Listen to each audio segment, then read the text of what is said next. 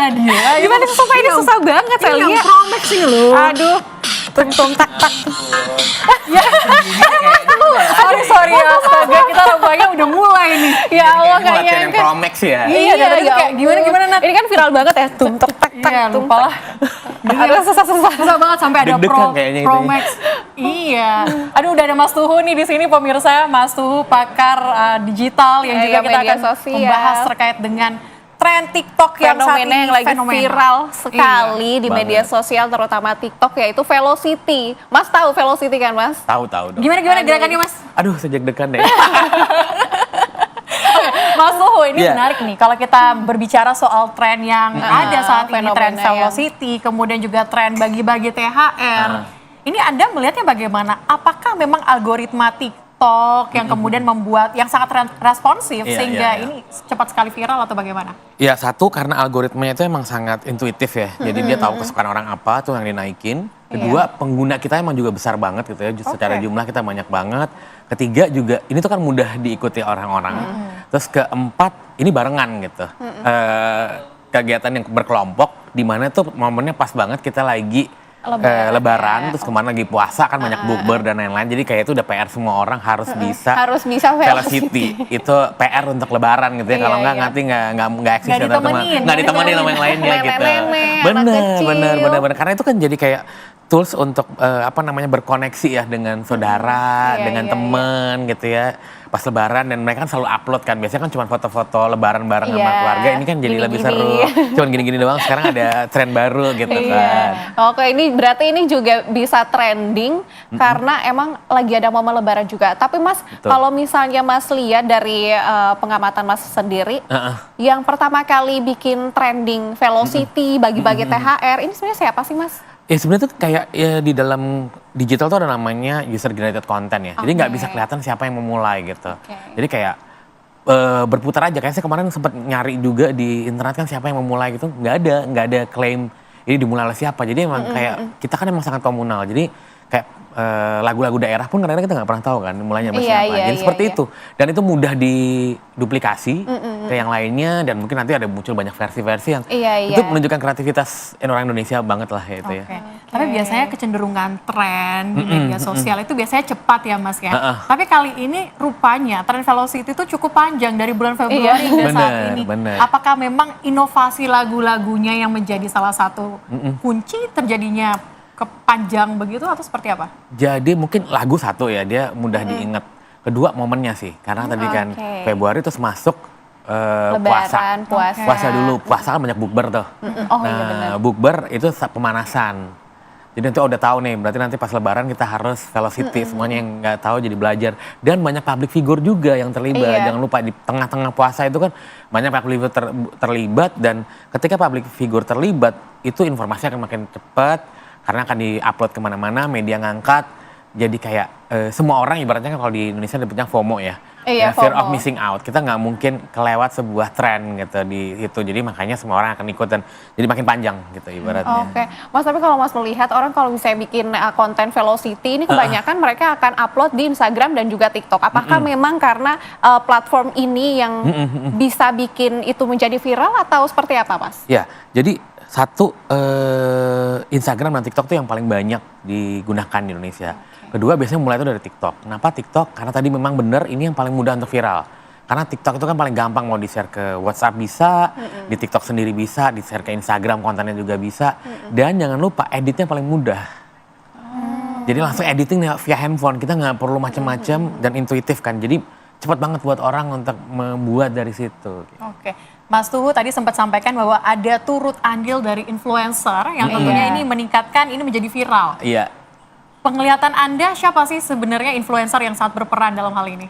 Sebenarnya tuh kemarin sempat ketika riset ya, sempat beberapa kayak Mama Dedeh tuh. Oh, Oke, Mama Dede. Mama Dedeh sempat itu yang awal tuh Mama Dedeh yang nah, tadi influencer itu kan kadang-kadang walaupun agak kaku-kaku dan masih Iya, bingung-bingung iya, gitu tuh justru jadi lebih Jadi viral gitu ketertarikan, kan. Ketertarikan penonton tersendiri ini buat juga penonton ada jadi ya. ada. Oke. Terus itu makin luas dari politisi juga ikutan. Terus kemarin Bapak Presiden Iya, juga Presiden bikin juga gitu kan. ikutan. Karena jurnalis bilang, ayo dong Bapak ikutan bikin Velocity. Makin lah pasti jadi makin panjang. Jadi aku bilang ini kayak ini bakal panjang nih kayaknya gitu. Oke.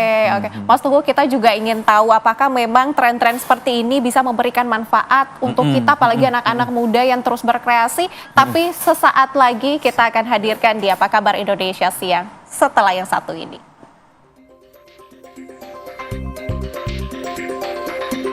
Oh, ini juga tahu.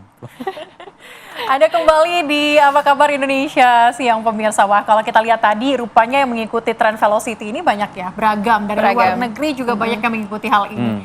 Mas, Anda melihatnya apakah memang dari sisi ini viral saja kah? Ataukah memang ada peluang di dalamnya? Bermanfaat untuk Indonesia sendiri? Sangat berpeluang ya, karena sebenarnya kan kita salah satu yang terbesar pengguna TikTok di dunia.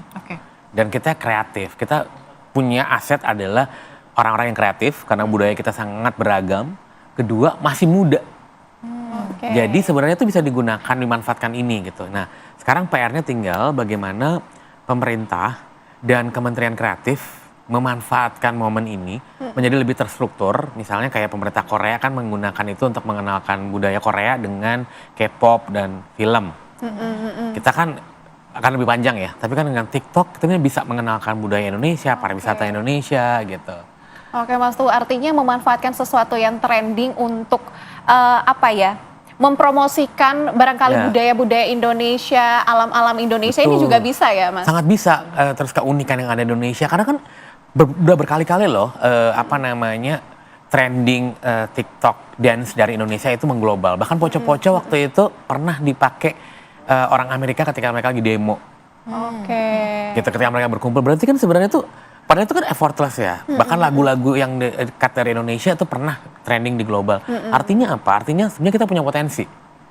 Tapi selama ini semuanya organik. Yang belum dibuat menjadi sistematis untuk kemudian impact-nya lebih besar buat kita. Sebenarnya mungkin ini ada impact-nya juga ya, orang jadi pengen kesini. Itu kalau di ASEAN mah udah gampang lah bagi kita ya. Kayak tren joget amplop dan Velocity ini di Malaysia udah pasti. Karena kan budayanya sama ya. Sama-sama lebaran, sama-sama pasti bagi angpau dan THR gitu kan. Bayangin kalau itu bisa ke global, termasuk misalnya negara-negara Amerika Latin gitu ya, Brazil dan lain-lain gitu. Tapi Mas, selama tren ini muncul begitu, apakah memang Anda mengamati ada mungkin influencer yang kemudian memanfaatkan ini, menginovasikan untuk peluang begitu? Adakah Mas? Sangat. Jadi kalau kita lihat influencer-influencer ini kan selalu mengamati ya. Mereka sangat paham bagaimana manfaatnya algoritma. Ketika ada yang lagi naik, dia pasti akan ngikutin. Yang menarik adalah berikutnya adalah siapa yang berpotensi pertama kali membuat trendsetter. Sedangkan pemerintah pasti harus tahu dong. Bisa liatin beberapa orang, oh ini kayaknya ini kalau dia ngapain aja bakal jadi trendsetter. Itu yang bisa di-engage. Atau bahkan mungkin dari sisi akademis itu di-riset.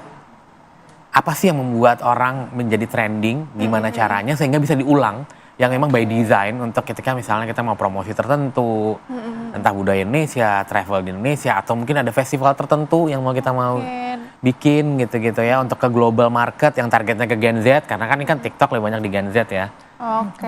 Artinya dengan memanfaatkan trending untuk mengeksplorasi ataupun mempromosikan apa yang kita miliki itu juga sebenarnya baik ya. Tapi tentu kita harus berkolaborasi, bukan hanya user penggunanya saja, betul. Tetapi juga pemerintah. Dan penyedia platform jangan lupa. Iya betul.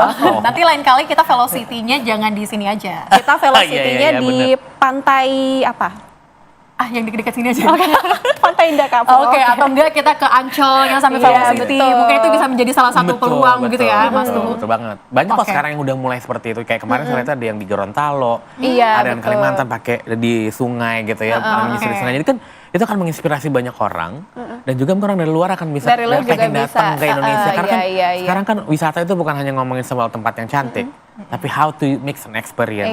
Dan kita bisa nge-reach lebih banyak orang untuk datang ke Indonesia. Mas Suhu, terima kasih nih sudah bergabung di sini dan jadi berikan kita insight baru untuk pemirsa dan juga kita berdua di sini. Betul. Terima kasih Mas Suhu, sehat selalu.